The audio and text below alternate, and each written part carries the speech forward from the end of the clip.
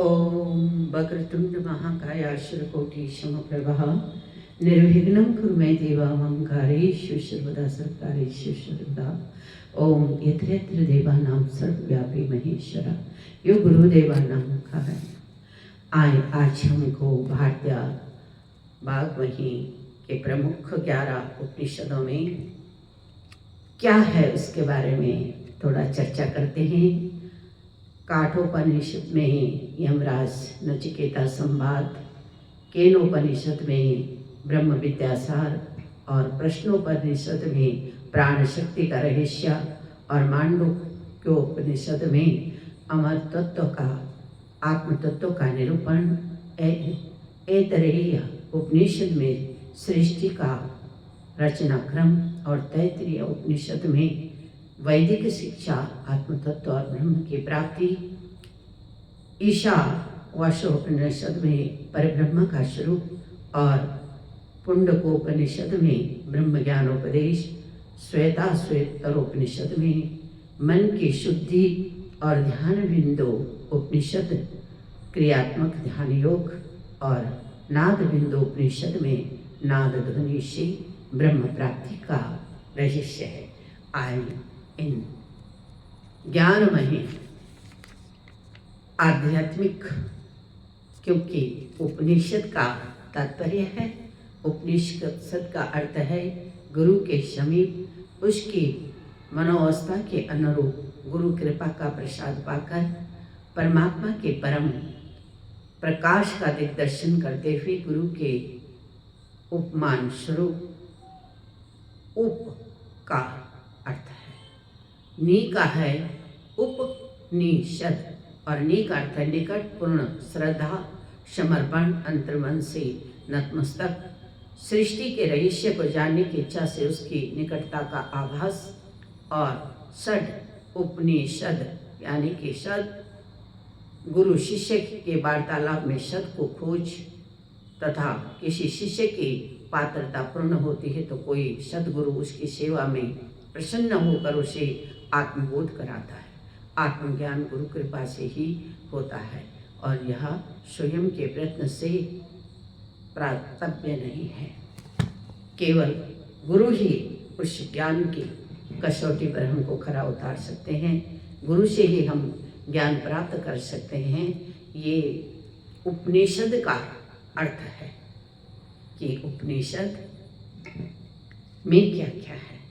अब जो इस जगत में आध्यात्म विद्या का सर्वश्रेष्ठ ग्रंथ उपनिषद है, उपनिषद में वेदांत ज्ञान है, अर्थात ज्ञान जो वेद के अंत में प्राप्त होता है।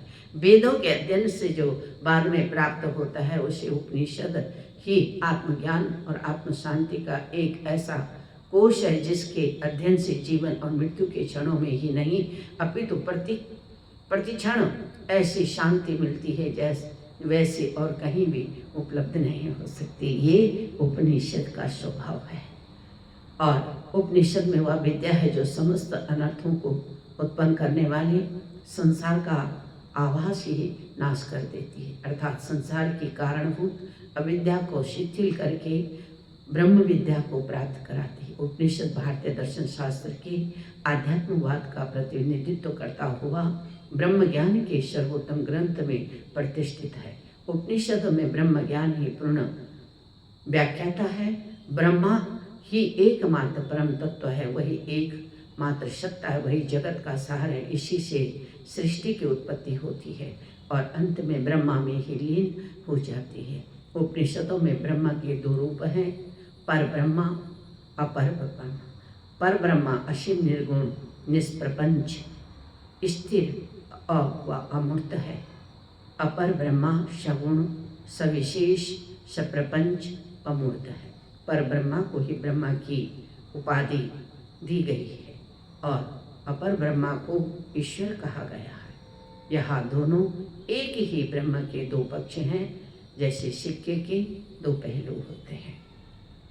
भारतीय मनुष्यों व पाश्चात्य विचारकों ने मिलकर सदैव उपनिषदों से प्रेरणा ग्रहण की है। उच्च जीवन के लिए महान आदर्शों का समन्वय, संपूर्ण ज्ञान का निरूपण करके जो निरूपण करने वाले जो ग्रंथ उपनिषद हैं, मनुष्य भौतिक जगत में रहकर भी जिस प्रकार से आध्यात्म पथ पर अग्रसर हो सकता है, यह प्रेरणा इन उपनिषदों से हमको प्राप्त होती है और हम ज्ञान अर्जित करते हैं।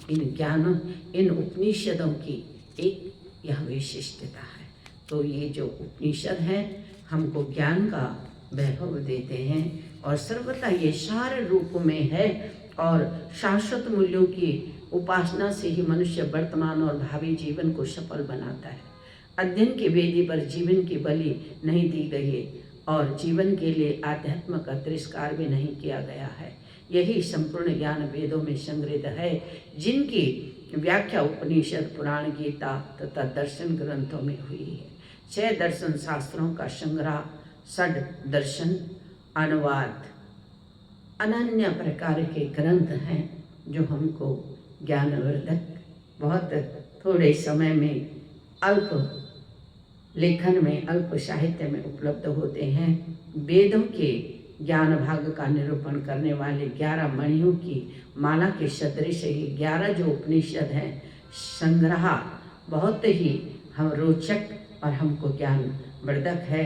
ये हमको ज्ञान देने वाले हैं और कदाचित जो इसके रचयिता हैं, जो लेखक हैं, जो संग्रह करते हैं, वे कोई सामान्य लोग नहीं होते, परंतु वे बहुत ही दार्शनिक, साइकोलॉजिकल और बहुत से ज्ञान से अभिभूत और जिनको अनुभूति होती है, जिनके अनुभव जुड़ते हैं, अभ्यास जुड़ता है और उनका भाव जुड़ा हुआ रहता है, तो निश्चित ही ये उपनिषद हमारे लिए बहुत बड़े ज्ञान का विषय होते हैं।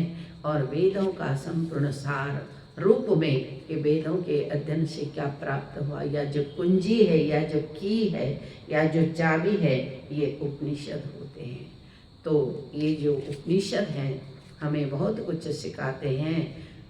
या जो काठोपनिषद है, इसमें काठोपनिषद का आरंभ पिता पुत्र के संवाद से होता है और गौतम वंशीय बाजश्रवा के पुत्र उद्दालक ने एक विश्वजीत यज्ञ किया, जिसमें दक्षिणा के रूप में अपना सर्वस्व दान करने का विधान था। उद्दालक का जब मरणासन बूढ़ी गायों को दान में दे रहे थे तो उनके पुत्र नचिकेता ने सोचा कि ऐसा करने से मेरे पिता को कौन सा शुभ फल की प्राप्ति होगी। अतः उन्होंने पिता से कहा, जब आपको सर्वस्व दान करना है तो आप मुझे किसे देंगे? उन्होंने आवेश में आकर कहा, मैं तुझे मृत्यु को दे दूंगा। नचिकेता ने मृत्यु का वर्ण किया और यमराज के पास उसके बुलाए बिना ही पहुँचे तो वहाँ यमराज उपस्थित न थे और जब 3 दिन बाद यमराज आए तो नचिकेता के दृश्य दृढ़ निश्चय को देखकर उन्हें 3 वर देने की बात कही। तब नचिकेता ने पहला जो वर था पिता की शांति के लिए, दूसरा वर स्वर्ग प्राप्ति हेतु, तीसरा वर मोक्ष प्राप्ति हेतु ब्रह्म विद्या का मांगा और कथा रूप में इसी विद्या का पूर्ण विवेचन इस उपनिषद में हमको प्राप्त होता है। गुरु और शिष्य का जहाँ तक प्रश्न होता है, गुरु और शिष्य के संबंध में शिष्य की पात्रता का महत्व तो है ही, लेकिन गुरु या शब्द भी बड़ी अलग बात है। गुरु वही हो सकता है जो शिष्य के साथ पुनः साधना करने को तैयार हो।